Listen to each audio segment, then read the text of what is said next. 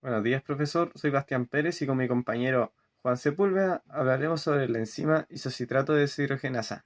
Pertenece a la carrera de Kinesiología y sección 1 de Bioquímica. En esta reacción, la isocitrato deshidrogenasa actúa como un catalizador de la descarboxilación oxidativa del isocitrato para producir acetoglutarato, dióxido de carbono y NADH. Primero, se oxida el isocitrato al quitarle dos electrones. Uno de ellos es aceptado por NADP+, y el otro es liberado. Se forma un intermediario en el cual el manganeso, presente en el sitio activo de la enzima, interactúa con el grupo carbonilo del oxalosuccinato intermedio, que se forma pero no abandona el sitio de unión hasta que la descarboxilación lo convierte en acetoglutarato. Existen dos formas diferentes de isocitrato deshidrogenasa, una que requiere NAD+, como receptor de electrones, y la otra que requiere NADP+. Por lo demás, las reacciones generales son idénticas. La isocitrato deshidrogenasa pertenece a la categoría de enzimas llamadas oxidorreductasas, que son enzimas que catalizan reacciones de oxidorreducción, en donde se involucra la transferencia de electrones de un sustrato a un receptor de electrones. En este caso, el aceptor de electrones es el NAD+. En las células eucariotas, la enzima dependiente de NAD se encuentra en la matriz mitocondrial y sirve en el ciclo del ácido cítrico. La función principal de la enzima dependiente de NADP, que se encuentra tanto en la matriz mitocondrial como en el citosol, puede ser la generación de NADPH, que es esencial para la reacción anabólica reductoras. La enzima conocida como isocitrato deshidrogenasa está compuesta por una cadena peptídica de 414 aminoácidos, lo que se conoce como su estructura primaria. Esta cadena experimenta un proceso de plegamiento que da lugar a estructuras secundarias, específicamente láminas beta y hélices alfa. Estas estructuras se mantienen estables gracias al puente de hidrógeno que se forman entre los aminoácidos. La estructura terciaria de la enzima se refiere a su forma tridimensional, la cual se estabiliza a través de diversas interacciones. Estas incluyen puentes de hidrógeno, interacciones iónicas, fuerzas de Van der Waals e interacciones hidrofóbicas que ocurren entre las cadenas laterales de los aminoácidos. Finalmente, en su estructura cuaternaria, la isocitrato de deshidrogenasa se presenta como un homodímero. Esto significa que está formada por dos subunidades o cadenas polipeptídicas que se unen para conformar la estructura completa de la enzima. Un grupo proteico es un componente no proteico que forma parte de la estructura de algunas proteínas y se encuentra fuertemente anclado a la porción proteica y se unen de forma específica a la enzima. Pueden ser de naturaleza orgánica, como una vitamina, azúcar o lípido, o inorgánica, como un ion metálico. Respecto a la presencia de grupos proteicos, la isocitrato deshidrogenasa contiene un cofactor no proteico, que es el NAD+, el cual se une de manera no covalente a la enzima y participa en la reacción, en donde es reducida a NADH durante el proceso. Posterior a la reacción, el NADH se libera y puede ser reutilizado en otras reacciones metabólicas. El sitio activo es la región específica de la enzima donde tiene lugar la reacción catalítica. Está formado por la disposición precisa de los residuos de aminoácidos de las estructuras terciarias y cuaternarias. El sitio activo se une a los sustratos isocitrato y NAD+, y NADP+, así como un cofactor de iones metálicos y facilita la transformación química. En el dominio catalítico del sitio activo de la enzima existen varios residuos de aminoácidos claves que participan en la catálisis enzimática, en los que encontramos residuos de isoleucina que juegan un rol en la orientación del sustrato, residuos de arginina que interactúan con el sustrato y estabilizan a los intermediarios de la reacción.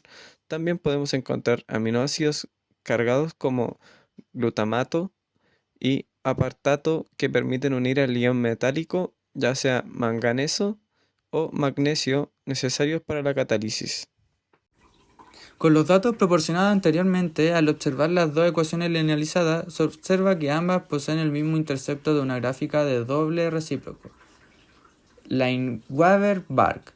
Esto es una característica de inhibición competitiva en la cual la velocidad máxima es la misma, lo que indica que la velocidad máxima no se ve influenciada por la presencia de un inhibidor competitivo. En este tipo de inhibición, un aumento en la pendiente significa presencia de inhibidor.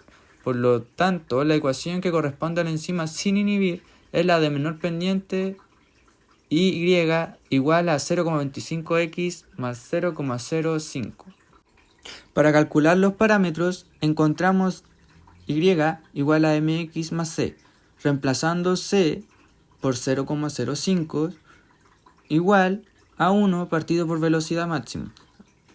Reemplazando, encontramos que la velocidad máxima es de 20 milimoles dividido en minutos. Y siguiendo con la ecuación, vamos a encontrar que m es 0,25. Entonces m por Vmax nos da como resultado km 5 milímetros.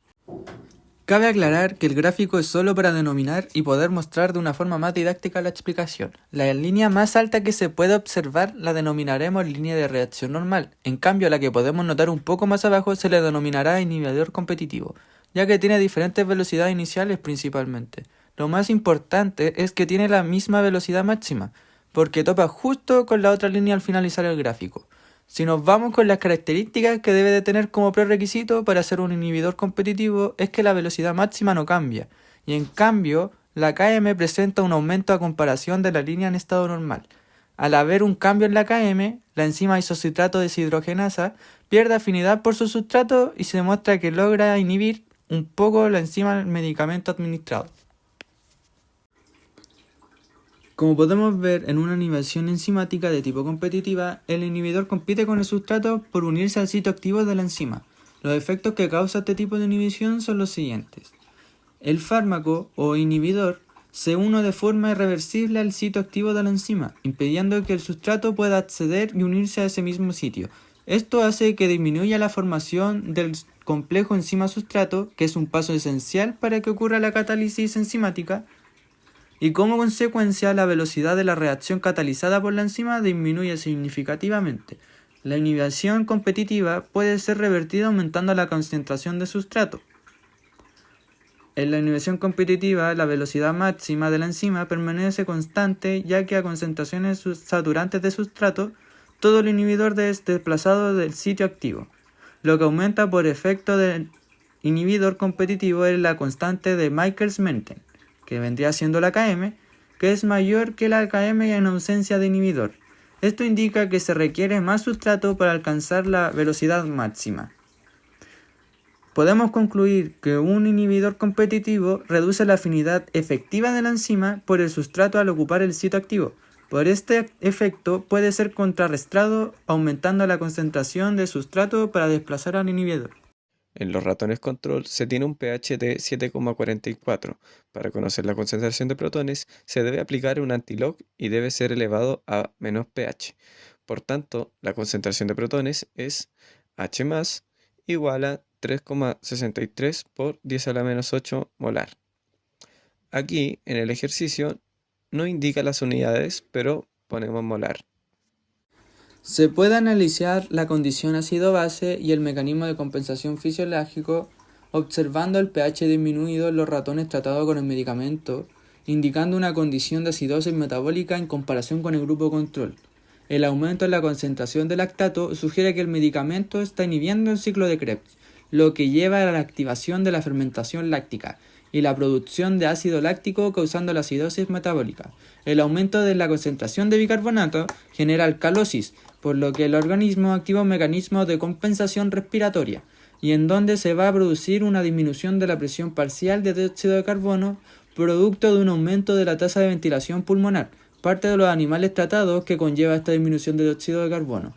Este mecanismo de compensación implica una hiperventilación para eliminar el exceso de CO2 del cuerpo, lo que aumenta la relación bicarbonato y dióxido de carbono, compensando parcialmente la alcalosis metabólica inicial, normalizando el pH sanguíneo. Esta fue nuestra presentación, espero les haya gustado y muchas gracias por ver.